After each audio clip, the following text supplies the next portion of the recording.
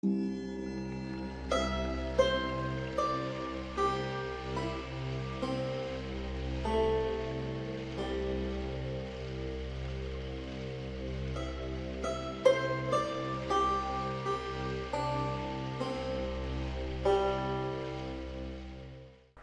ஆண்டவர் இயேசு கிறிஸ்துவில் என் அன்புக்குரிய சகோதரிகளே, சகோதரர்களே, உங்கள் அனைவருக்கும் நம் ஆண்டவர் இயேசுவினுடைய பெயரால் என் அன்பார்ந்த வாழ்த்துக்களையும் வணக்கங்களையும் தெரிவித்துக் கொள்கிறேன். இறை வார்த்தையை தொடர்ந்து வாசிக்கக்கூடிய நம்முடைய இந்த புனித முயற்சியிலே திருவிவிலியத்தினுடைய 4வது புத்தகத்தை இன்று நாம் வாசிக்க தொடங்குகிறோம். இந்த 4வது புத்தகம் எண்ணிக்கை நூல் என்று அழைக்கப்படுகிறது. ஏற்கனவே 3 முதல் நூல்களை வாசித்து முடித்திருக்கின்றோம். உங்களுக்கு இந்த நூல்களை நான் தொடக்கத்திலே அறிமுகம் செய்த போது இந்த விவிலியத்தின் முதல் 5 நூல்கள் சட்ட நூல்கள் என்று அழைக்கப்படுகின்றன என்று நான் உங்களுக்கு விளக்கப்படுத்தினேன்.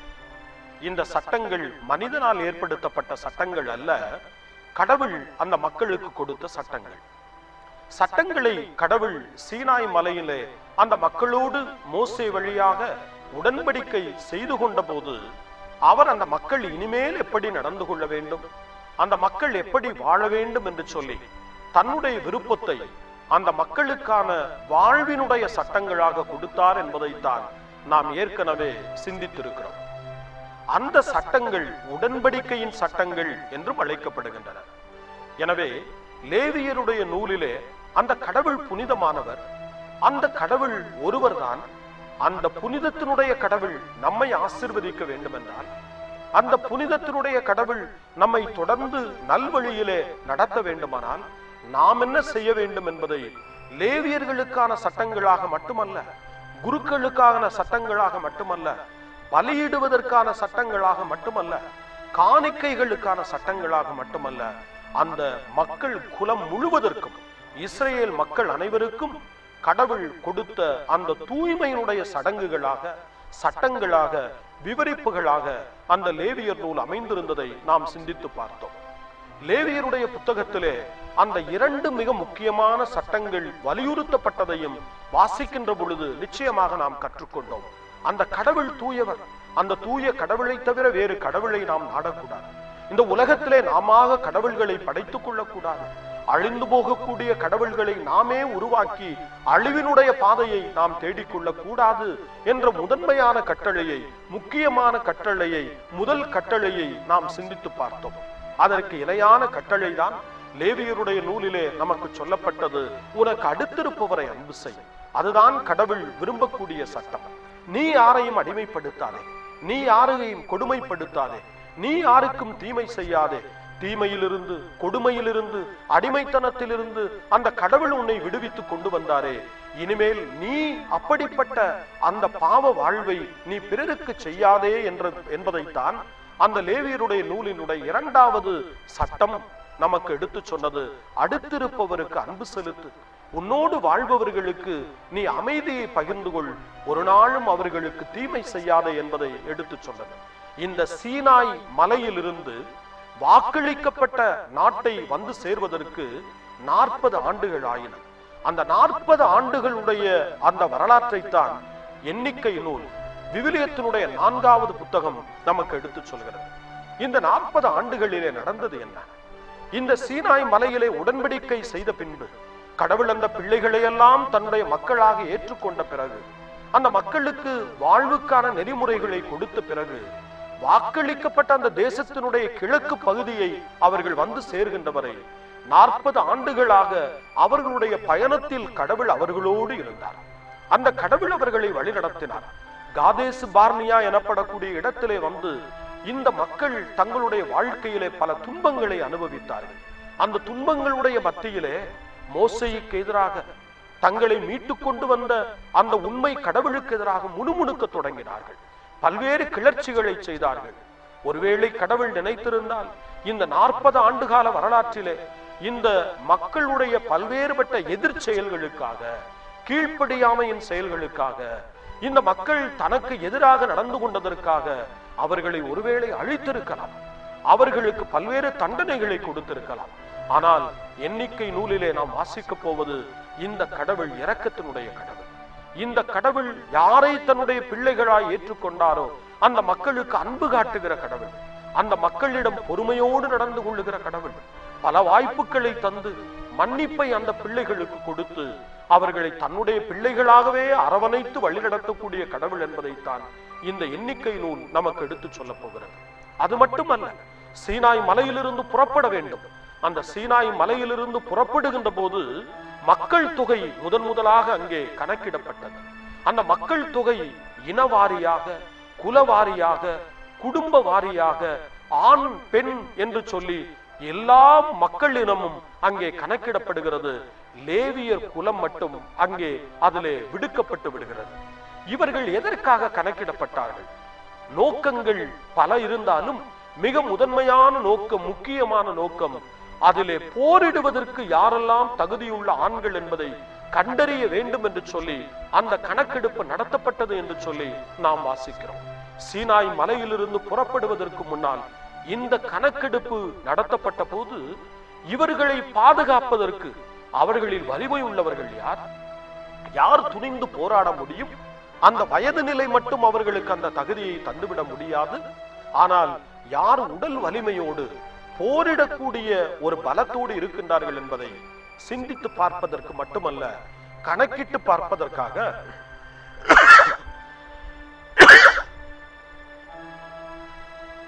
இந்த மக்கள் தொகையை கணக்கிட்டு போருக்கு தயாரானவர்களை, போருக்கு ஏற்றவர்களை இனம் கண்டுகொள்வதற்காகத்தான் இந்த எண்ணிக்கை நடத்தப்பட்டது என்று நாம் பார்க்கின்றோம்.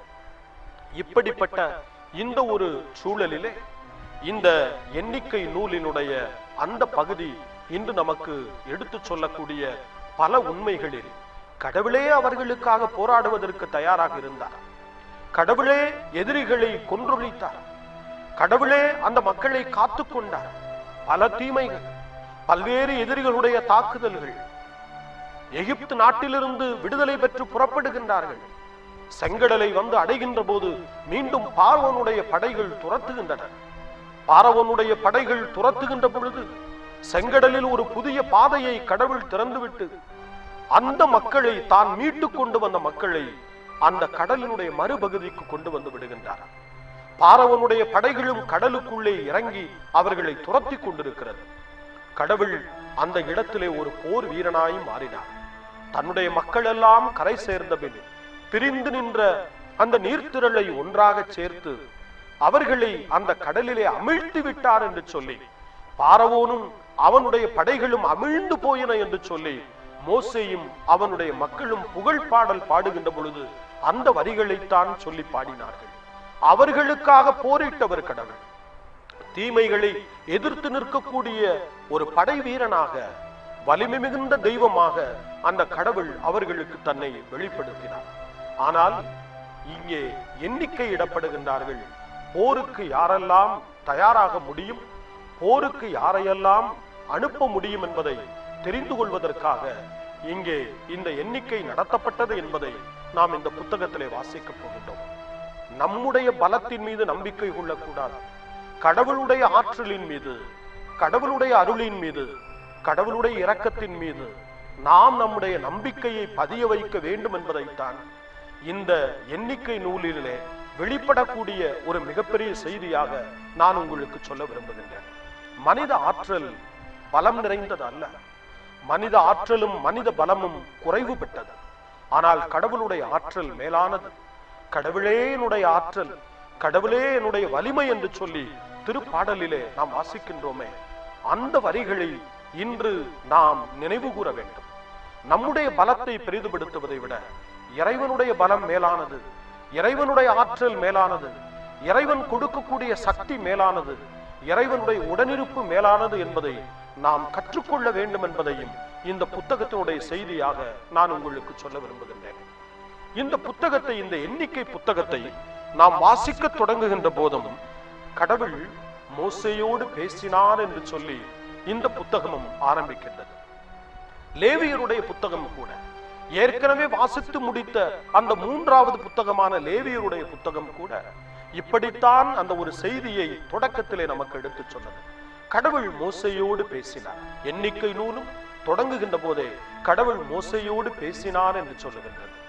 இந்த 5 நூல்களுமே கடவுள் தான் தனக்கென ஏற்படுத்திய அந்த ஒரு மனிதரோடு, அந்த ஒரு துணைவரோடு அவர் பேசியதை நமக்கு எடுத்து சொல்கிறது. இறை வார்த்தை என்பது கடவுள் மனிதர்களோடு பேசுவதை நமக்கு எடுத்து சொல்கிறது. என்ன பேசுகிறார்? பொழுதுபோக்குக்காகவா அல்லது நேரத்தை வீணடிப்பதற்காகவா? தன்னுடைய மக்கள் மீது கொள்ளுகின்ற அன்பை கடவுள் மோசேயுக்கு எடுத்து சொன்னார். தன் மக்களுக்கு கொடுக்கிற வாழ்வுக்கான திட்டங்களை ஆண்டவர் மோசேயுக்கு எடுத்து சொன்னார். இன்றும் ஆண்டவர் இந்த புனித நூலின் வழியாக, இந்த விவிலியத்தின் வழியாக நம்மோடு பேசுகிறார். நம்மோடு பேசக்கூடிய கடவுள் நமக்கு கொடுப்பதெல்லாம் வாழ்வுக்கான வழியை, நாம் எப்படி அவருடைய பிள்ளைகளாய் வாழ வேண்டும் என்பதை கடவுள் நமக்கு எடுத்து சொல்லுகின்றார். எண்ணிக்கை நூலை வாசிக்கின்ற பொழுதும் நம்முடைய நம்பிக்கையை கடவுளிலே பதிய வைப்போம். நம்முடைய வலிமையை இறைவனிலே தேடுவோம். நம்முடைய ஆற்றலை அந்த புனித கடவுளிலே தேடுவோம். நம்மை நாம் நம்புவதை விட அந்த கடவுள் மீது நம்முடைய நம்பிக்கையை மையப்படுத்துவோம். கடவுள் மோசேயோடு பேசினார் என்று நாம் இந்த புத்தகத்திலே தொடங்க போகின்றோமே, அந்த கடவுள் நம்மோடும் பேசுகிறார் என்பதை நாம் நம்ப தொடங்குவோம். இறை வார்த்தையை வாசிப்பதை குடும்பங்களிலே செயல்படுத்துவோம். இறை வார்த்தை நமக்கு வழிகாட்டட்டும். இறை வார்த்தை நம்முடைய பிள்ளைகளுடைய வாழ்வுக்கு ஆசிரை கொண்டு வரட்டும்.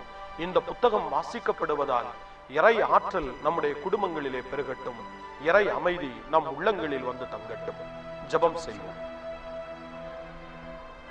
அருளும் ஆற்றலும் நிறைந்த கடவுளே, நாங்கள் உமக்கு நன்றி கூறுகிறோம்.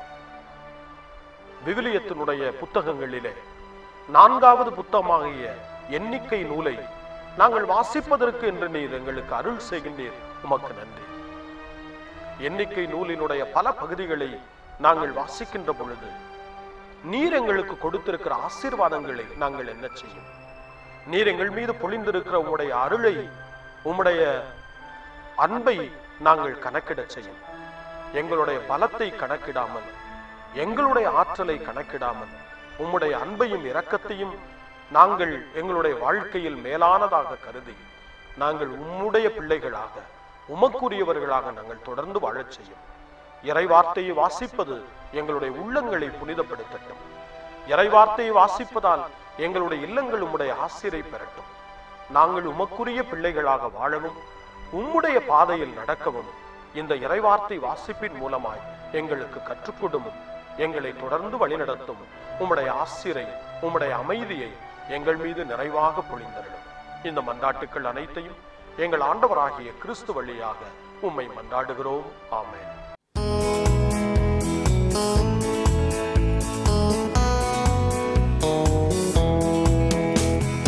இறைவனின் திருமுன் வாருங்கள், இன்னிசை பாடி வாழ்த்துங்கள், நன்றிகள் நிறைந்த மனதுடனே அவரின் நாமத்தை போற்றுங்கள்.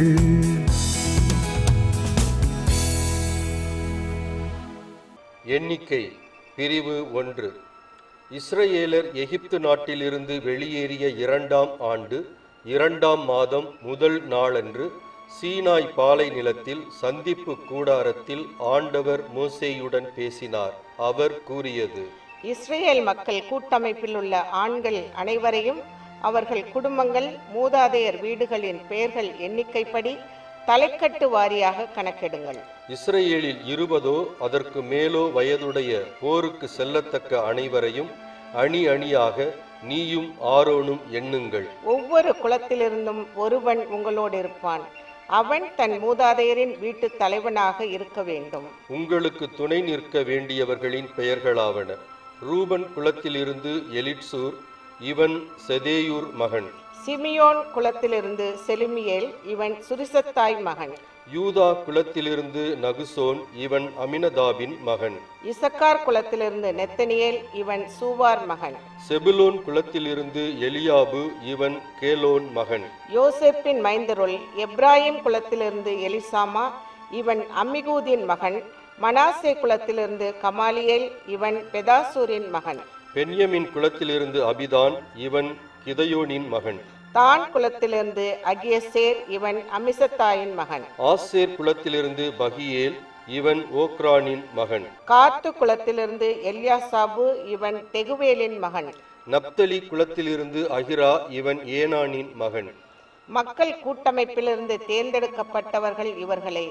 இவர்கள் தங்கள் மூதாதையர் குலங்களின் முதல்வர்களும் இஸ்ரேலில் 1000 தலைவர்களும் ஆவர். பெயர் குறிக்கப்பட்ட இவர்களை மோசேயும் ஆரோனும் தங்களுடன் சேர்த்து கொண்டனர். 2ஆம் மாதம் முதல் நாளன்று அவர்கள் மக்கள் கூட்டமைப்பு முழுவதையும் ஒன்று கூட்டினர். அவர்கள் தங்கள் குடும்பங்கள், மூதாதையர் வீடுகளின் பெயர்கள் எண்ணிக்கைப்படி தலைக்கட்டு வாரியாக 20 அதற்கு மேலோ வயதுடையவர்களை பதிவு செய்தனர். ஆண்டவர் மோசேக்கு கட்டளையிட்டிருந்ததும் இதுவே. அவ்வாறே அவர் சீனாய் பாலை நிலத்தில் அவர்களை எண்ணினார். இஸ்ரேலின் தலைப்பேரான ரூபன் மக்களின் தலைமுறைகளில் அவர்கள் குடும்பங்கள், மூதாதையர் வீடுகளின் பெயர்கள் எண்ணிக்கைப்படி தலைக்கட்டு வாரியாக 20 அதற்கு மேலோ வயதுடைய போருக்கு போகத்தக்க மொத்த ஆண்கள். ரூபன் குலத்தில் எண்ணப்பட்டோர் 46,500 பேர். சிமியோன் மக்களின் தலைமுறைகளில் அவர்கள் குடும்பங்கள், மூதாதையர் வீடுகளின் பெயர்கள் எண்ணிக்கைப்படி தலைக்கட்டு வாரியாக 20 அதற்கு மேலோ வயதுடைய போருக்கு போகத்தக்க மொத்த ஆண்கள். சிமியோன் குலத்தில் எண்ணப்பட்டோர் 59,300 பேர். காத்து மக்களின் தலைமுறைகளில் அவர்கள் குடும்பங்கள், மூதாதையர் வீடுகளின் பெயர்கள் எண்ணிக்கைப்படி 20 வயதுக்கும் அதற்கு மேலும் போருக்கு போகத்தக்கவர்கள் மொத்தம். காத்து குலத்தில் எண்ணப்பட்டோர் 45,650 பேர். யூதா மக்களின் தலைமுறைகளில் அவர்கள் குடும்பங்கள், மூதாதையர் வீடுகளின் பெயர்கள் எண்ணிக்கைப்படி 20 வயதுக்கும் அதற்கு மேலும் போருக்கு போகத்தக்கவர்கள் மொத்தம். யூதா குலத்தில் எண்ணப்பட்டோர் 74,600 பேர். இசக்கார் மக்களின் தலைமுறைகளில் அவர்கள் குடும்பங்கள், மூதாதையர் வீடுகளின் பெயர்கள் எண்ணிக்கைப்படி 20 வயதுக்கும் அதற்கு மேலும் போருக்கு போகத்தக்கவர்கள் மொத்தம். இசக்கார் குலத்தில் எண்ணப்பட்டோர் 54,400 பேர். செபுலோன் மக்களின் தலைமுறைகளில் அவர்கள் குடும்பங்கள், மூதாதையர் வீடுகளின் பெயர்கள் எண்ணிக்கைப்படி 20 வயதுக்கும் அதற்கு மேலும் போருக்கு போகத்தக்கவர்கள் மொத்தம். செபுலோன் குலத்தில் எண்ணப்பட்டோர் 57,400 பேர். யோசேப்பின் மைந்தருள் எப்ராஹிம் மக்களின் தலைமுறைகளில் அவர்கள் குடும்பங்கள், மூதாதையர் வீடுகளின் பெயர்கள் எண்ணிக்கைப்படி 20 வயதுக்கும் அதற்கு மேலும் போருக்கு போகத்தக்கவர்கள் மொத்தம்.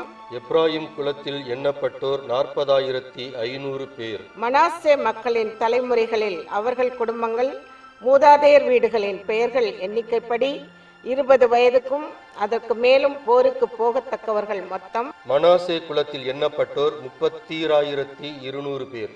பென்யமின் மக்களின் தலைமுறைகளில் அவர்கள் குடும்பங்கள், மூதாதையர் வீடுகளின் பெயர்கள் எண்ணிக்கைப்படி 20 வயதுக்கும் அதற்கு மேலும் போருக்கு போகத்தக்கவர்கள் மொத்தம். பென்யமின் குலத்தில் எண்ணப்பட்டோர் 35,400 பேர். தான் மக்களின் தலைமுறைகளில் அவர்கள் குடும்பங்கள், மூதாதையர் வீடுகளின் பெயர்கள் எண்ணிக்கைப்படி 20 வயதுக்கும் அதற்கு மேலும் போருக்கு போகத்தக்கவர்கள் மொத்தம். தான் குலத்தில் எண்ணப்பட்டோர் 60,700 பேர். ஆசேர் மக்களின் தலைமுறைகளில் அவர்கள் குடும்பங்கள், மூதாதையர் வீடுகளின் பெயர்கள் எண்ணிக்கைப்படி 20 வயதுக்கும் அதற்கு மேலும் போருக்கு போகத்தக்கவர்கள் மொத்தம். ஆசேர் குலத்தில் எண்ணப்பட்டோர் 41,500 பேர். நப்தலி மக்களின் தலைமுறைகளில் அவர்கள் குடும்பங்கள், மூதாதையர் வீடுகளின் பெயர்கள் எண்ணிக்கைப்படி 20 வயதுக்கும் அதற்கு மேலும் போருக்கு போகத்தக்கவர்கள் மொத்தம். நப்தலி குலத்தில் எண்ணப்பட்டோர் 53,400 பேர். மூதாதையர் ஒவ்வொருவரின் வீட்டு முதல்வர்களான தலைவர் 12 துணையுடன் மோசேயாலும் ஆரோனாலும் எண்ணப்பட்டவர்கள் இவர்களே. ஆக மொத்தம் இஸ்ரேலில் மூதாதையர் வீடுகள் வாரியாக 20 வயதுக்கும் அதற்கு மேலும் போருக்கு போகத்தக்கவர்களாக எண்ணப்பட்ட இஸ்ரேல் மக்களின் எண்ணிக்கை மொத்தம் எண்ணப்பட்டோர் 6,03,550 பேர். ஆனால் இவர்களோடு லேவியர் தங்கள் மூதாதையர் குலப்படி எண்ணப்படவில்லை. ஏனெனில் ஆண்டவர் மோசேயிடம் சொன்னது, லேவி குலத்தை மட்டும் நீ எண்ண வேண்டாம், இஸ்ரேல் மக்களுக்குள் அவர்களை நீ கணக்கெடுப்பு செய்ய வேண்டாம். லேவியரை உடன்படிக்கை கூடாரம், அதன் பணிப்பொருள்கள், அதற்கு சொந்தமான அனைத்து பொருள்கள் ஆகியவற்றின் பொறுப்பாளராக ஏற்படுத்து. அவர்கள் கூடாரத்தையும் அதன் பணிப்பொருள்களையும் சுமந்து செல்ல வேண்டியவர்கள். அவர்கள் கூடாரத்தை சுற்றி தங்கியிருந்து அதை பேணி வருவார்கள். புறப்பட வேண்டிய நேரத்தில் லேவியரே கூடாரத்தை பிரித்து வைப்பர். கூடாரம் இடிக்கும்போது லேவியரே அதனை எழுப்பி நிறுத்துவர். வேறு எவனும் அதன் அருகில் வந்தால் அவன் கொல்லப்படுவான். இஸ்ரேல் மக்கள் அணி அணியாக சென்று ஒவ்வொருவரும் தம் பாளையம், கொடி இவற்றுக்கேற்ப தங்கியிருப்பர். லேவியரோ இஸ்ரேல் மக்கள் கூட்டமைப்பின் மேல் சினம் வராதபடி உடன்படிக்கை கூடாரத்தை சுற்றி பாளையம் இறங்குவர். உடன்படிக்கை கூடாரத்தை காவல் செய்ய வேண்டியவரும் லேவியரே. இஸ்ரேல் மக்கள் இவ்வாறே செய்தனர். ஆண்டவர் மோசேக்கு கட்டளையிட்டபடியெல்லாம் அவர்கள் செய்தனர்.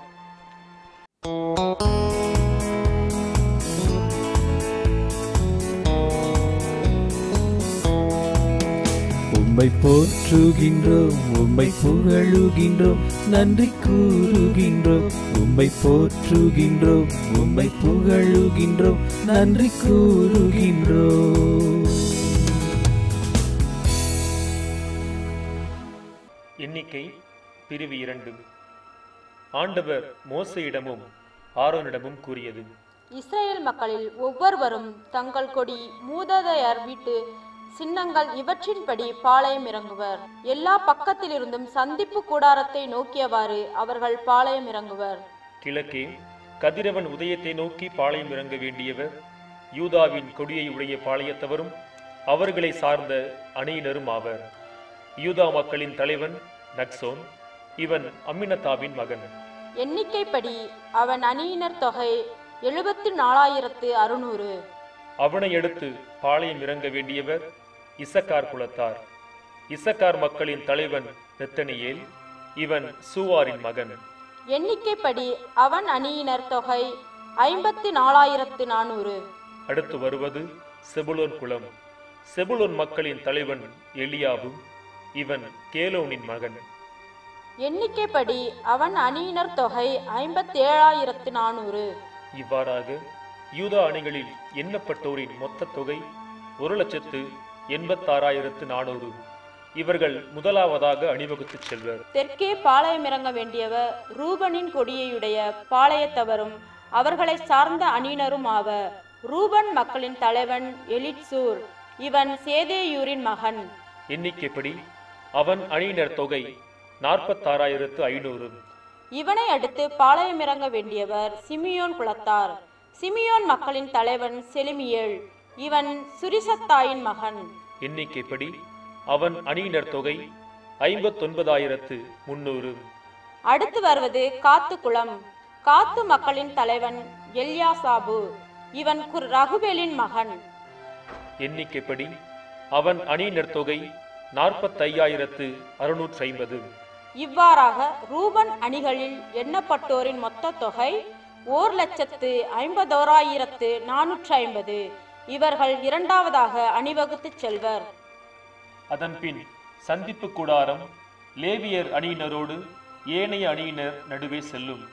அவர்கள் பாளையம் இறங்கும் போதும் செய்வது போன்றே தம் தம் வரிசையில் தம் தம் கொடியேந்தி அணிவகுத்து செல்வர். மேற்கே பாளையம் இறங்க வேண்டியவர் எப்ராயிம் கொடியுடைய பாளையத்தவரும் அவர்களை சார்ந்த அணியினரும் ஆவர்.